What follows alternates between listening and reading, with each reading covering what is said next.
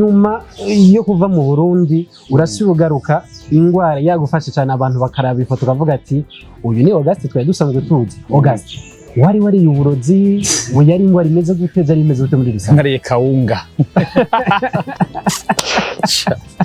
Abasi n'abari beza cyane.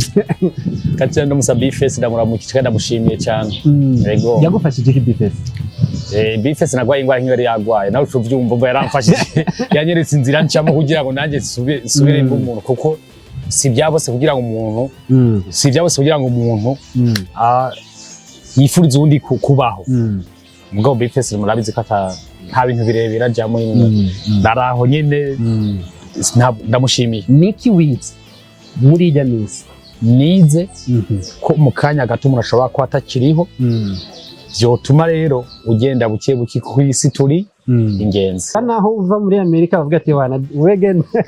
gendura biyo yendi wanyu amadolari muhungu bikanga kuvugwa kacuvugwa n'ibihumbi 100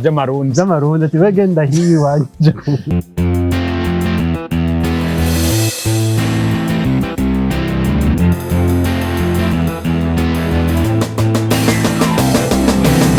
Yes, bakunze open mic. My name is Patrick. Ndi kumwe no muririmbyi w'indirimbo z'akaranga. Nta wundi twa August Burundi. Ndakora mu kije. Mahoro neza. Akaba ari wenyene isamirizi Irebe FM. Biba vyiza cyane iyo muririmbyi amaze gutera imbere agashika kuri urwo rwego aba ari sawa cyane. Bimba bimeze gute muri rusange? Hari indirimbo mwaririmbanye na Amagaba cyo kimwe featuring na Kidumu zagize impact izimeze gute muri rusange? Indirimbo bazakiriye neza. Narabiza Amagaba urayazi, Kidumu uramuzi cyangwa ubaye nka mwarimu muri mwe hoze ibyazi. Kidumu wiyumviriye gute? Kidumu Kidumu byaranangoye kubera ntiyari bwaririmba akaranga muri byo akomeye kandi wa kera kuko yarambariye ngo urumva rwati muze we istere we ishobora nta kintu utokubita abavisuye yabikoze umva urya ni si mwarimu gusa ahubwo sinzi ko no mwita umuziki urumva ararengera kuba mwarimu kandi yabikoze neza kanamushimye ko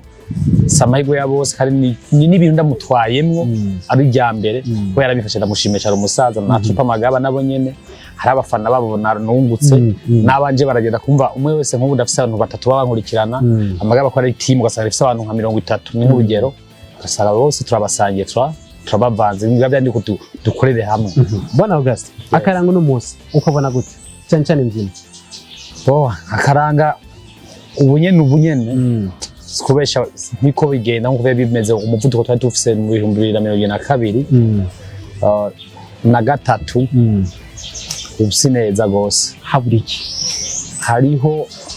hari ibintu aho kwiza usanga ni rusange mu bisata byose sinzi ko nayivuye kirizi ku meza ariko ni kirizi iri muri rusange mu bintu byose usanga ibintu ntiko bigenda neza si mu Burundi gusa niyo tubaye hari twatsindaro ibintu ntibikimenze ko byemeze bwa mbere ego ni kirizi ngira ngo yoba yatewe ni covid. Ni nyuma yo kuva mu Burundi urasubira ugaruka ingwara yagufashe cyane abantu bakaraba ifoto ukavuga ati uyu ni August twari dusanzwe tuzi. August wari uburozi yari ingwara imeze gute zari imeze gute muri rusange? Nkariye kawunga. Abasi n'abari beza cyane. Kati ndo musa bifesi ndamuramukije ndamushimiye cyane. Yego. Yagufashije iki bifesi? Bifesi nagwaye ingwara nk'iyo yagwaye nawe uvyumva ngo yaramfashije yanyeretse inzira ncamo kugira ngo nanjye subire umuntu kuko si byabose kugira ngo umuntu yifuriza undi kubaho mugabo bifesi murabizi ko nta bintu birebera ajyamo ndaraho nyene ndamushimiye. Niki wize muri ijya minsi nize ko mu kanya gato umuntu ashobora kuba atakiriho vyotuma rero ugenda buke buke ku isi turi ingenzi. Haragira n'igihe abantu bavuga ati uyu ni August twari tuzi avyibushe uyu ni August twari tuzi ariko mugabo akunda cyane. Comment wazifata gute muri ujya mwanya? Comment ntabwo nazifata ahubwo je nasaba Imana gukira cyangwa gukiranuka ko navuga ati nina nitayira ko twese turi ingenzi kuri nosi wanavuga ati ni gute no kwitunganya nkagenda neza amahoro cyangwa ni gute no byari ibintu bibiri kwari ugukira cyangwa se gushikayo ariko nibutse ko twese abantu bose tuzopfa navuga ati usanga umunsi wanje ugira ugere icyo na cyangwa rero kwari ugusenga urabona ko abantu bose twaraganira gushika naho uva muri Amerika bavuga ati wana genda urayiyo yendi wanyu amadolari muhungu bikanga kuvugwa ukacuvugwa n'ibihumbi ijana by'amarundi ati wegenda hiyi wanyu sha akaranga kubaho akaranga kubaho ajya ngo utakaranga katwana karanda bari kibazo cyane ako twashima Imana iyo umuntu ariko aratera imbere abafise abansi bari ku ruhande n'abamushimagiza iterambere ibyo mugabo ntituvyemeranya cyane nkuko abandi bose babivuga kuko n'uruyoya bama barukuraho ikibazo no nk'umwana urumva sinzi niyo mpamvu hariho kwisi hari ibintu bibiri hariho kubabara no kuryoherwa umva ukuryoherwa kuratandukanye no kubabara kuratandukanye ushobora kubabara kwiwanje ari burya nawe ukazogira ubundi burya ntabwo no kwifurizamo oya ni ikintu wazanye cy'ubuye français kugira yumvire title ubuye français award byaramaze hafi y'uko biravugisha abantu ngaho inshuro nyinshi ndabizi ko ego kiriya mu kukiyumvira nimwe navuga cyagiriwe ikiganiro twari twicahanye ndavuga ati ibi byose tubona meme iyo kamera two turakoresha n'umuntu yayikoze ushaka kwimvira aho ikindi kintu wokora umuntu wese ateza kugira icaremwa abandi batarakora kugira abandi bagikorereko je nanje namanimvira naho ntiyumvira nkuko abandi bose bobona yuko ari ikintu coba ubwo je nagerageje kwiyumvira ndakiyumvira rero narabyiyumviye nubwo bitagenze nkuko wewe ushaka Patrick cyangwa uwundi ariko icyumviro carabaye kandi kizobandanya tuzobana tugikosora ndayirimo niyo yankujije niyo yampaye wowe niyo yampaye nawe ariko araturaba bisigura ko rero nuba nimvira ni cyo kuza entertainment nayo nokora nka August Burundi nkuko namira bikaba bakera namigura amashow namigira ibintu byinshi cyagera n'akantu nanjye Imana yamvumburiye ndagazana kandi ko karabaye ubu rero bizaguka uyu mwaka n'undi bizoba ari mugara bagizemo imyidogo baravuga ati ntari gutwara Fanira Vine ndise ndavuga ati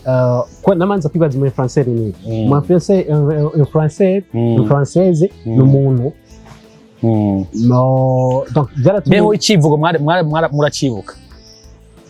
byaratumye icivugo ibyiza by'iwacu umunezero wacu ya ico bisigura ko icivugo birashika wowe ukaba wefuwansa gusumba jewe ugasanga icivugo ntikigenderamo nka jewe oya ariko muri ico gihe niko harimo n'abantu batera ibiti ndavyibutse urumva umuntu atera igiti influencer gute ubwo reka ndamuramutse Jado genda umufana wa Jado Vrem ego jewe naje ndavyumve yiba ari ibintu je nikorera umva hariho kuba ufise company no kuba uri we ubwawe umva je nka August Burundi nk'umufana nayo kwitero nkayihereza Jado giti ariko kubera ari organisation umuntu aba yashize imbere agatanga uburenganzira kuba bijejwe nawe usigara utora mu bandi ugatorora usha uvuga ati reka ntore Patrick reka ntore uyu ariko nibisubira ko ucubwira umuntu ngo nimuhereze ujya ni bya bitwa tugarukanye two turashaka ko tubaka ikintu kirimo umva kirimo agaciro nako ni cya kintu ushobora kudashama amarangamutima yawe cyangwa kufana umuntu ugashaha intahe ishize yego urumva rero nanje nk'ukuri kurabivuga no kuvuga uwatwaye award yagiye kuwo yo yashimye n'uwo arayikeneye kuko mu kuorganiza ikintu misi yose haba ariho ibintu ngendegwako kandi ibintu ngendegwako ntishobora kuvugwa byose barabica ku mayange harabaye amanama byinshi barabibwirwa bijya bisaba notabera abahari n'ibindi niko bisaba ko byaraheze ariko nibaza yuko nimba ariho byoba byaratsitaje mufana runaka w'umuntu runaka yo kwihangana utahangira ngo bizogenda ukundi ukutari uko wewe umva muri make kadufata yuko ahambere baramena ariko watwaye award nta manyanga yabaye ndabisubiyemo Patrick irebe best influencer award nta nyanga yagiye nta nari uno munsi uri mu biki gusora tukwitege gute no mwaka cyukuri muri no minsi ndafatiriwe cyane ko murabizi ko nagwaye umwanya muremure